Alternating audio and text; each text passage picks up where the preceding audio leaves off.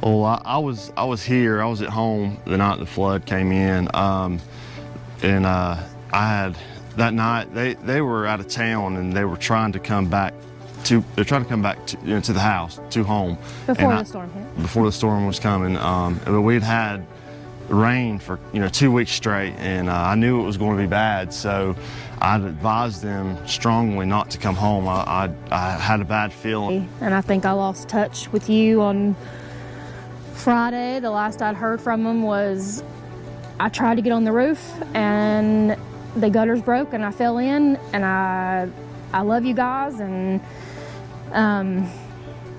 it was a lot, and he couldn't get out.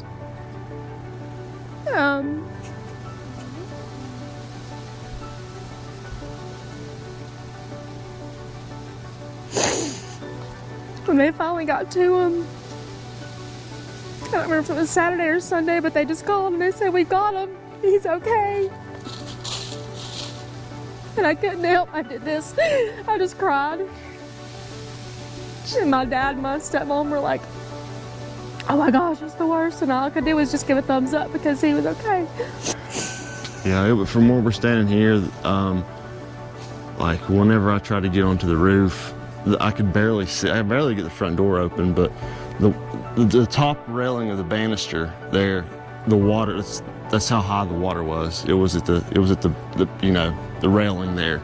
Whenever I decided to try to get onto the roof, and that was about as high as it got. But so where we're standing here, we would have been. The water would have been over our heads. Driving around and then hearing all the other horror stories of there's a family right here across from us.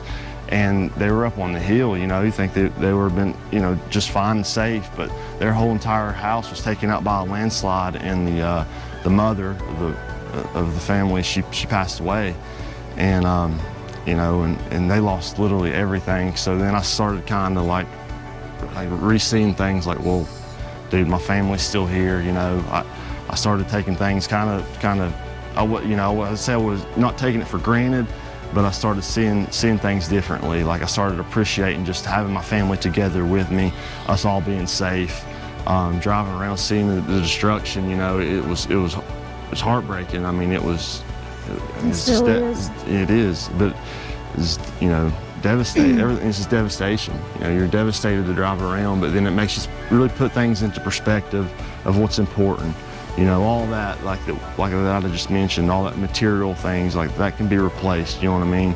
It can all be replaced. And I think that's maybe what God was trying to make me see through all this. I don't know, they say everything happens for a reason, and I'm a firm believer in that, I really am. And, maybe that was part of the plan that he had through this, because I definitely appreciate my family a lot more, and I appreciate just the little things about them, like waking up every morning and telling them good morning, or telling them, good night, and just seeing them laugh.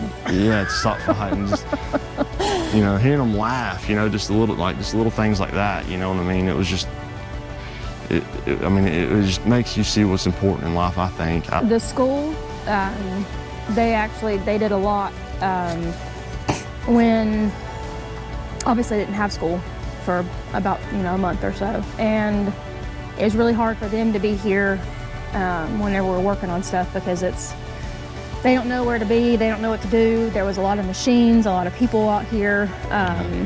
And so the principal and the teachers, they were like, "Hey, we're at the school, and there's food trucks here, we've got stuff they can do. There's other kids, like teachers' kids that are here," and so they're like, bring them to it.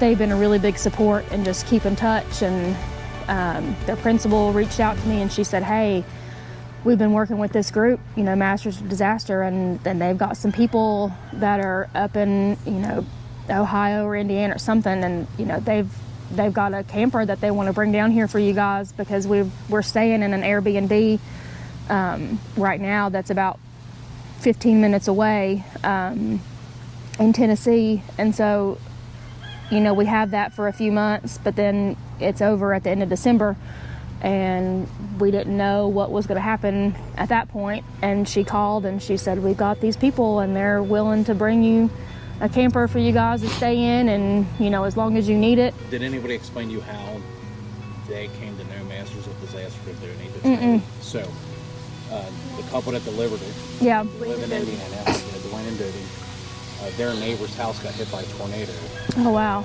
about 8-9 months ago. Yeah. And it was just a very small tornado that went through Indiana, right outside Yeah. Cincinnati. So Masters of Disaster went out and helped take care of some issues there, and they ended up just staying in contact with them. And then when this happened, they saw we were deploying, it was help. So I guess I say that to say, you know, it's kind of that. Yeah. Right? If that tornado hadn't damaged that house a little bit, Right. they wouldn't have Masters of Disaster. Right. You know what I mean? Yeah. It's all the It's kinda funny connections. how it all Yep. goes together. Domino effect. Yeah. Well, and that's what we've told. You God's know. got His hand on everything, you know. Yeah. And that's one thing I've kind of had happen through this whole thing, was just like, it's humbled me to take the help, to appreciate the help, and then in return, I hope one day I can myself be in the same situation where I can help someone in need. You know, where I can give back, and I can be, you know, a beacon in their lives, where they, like Samaritan's Purse and Masters of Disaster, like y'all have, you know, given us hope. I mean, it's just that simple. Like, there's just, you know, there's hope now. Is there anything else we can do for you today? No, I think you guys have gone above and beyond. Above and beyond, absolutely. Y'all are a godsend.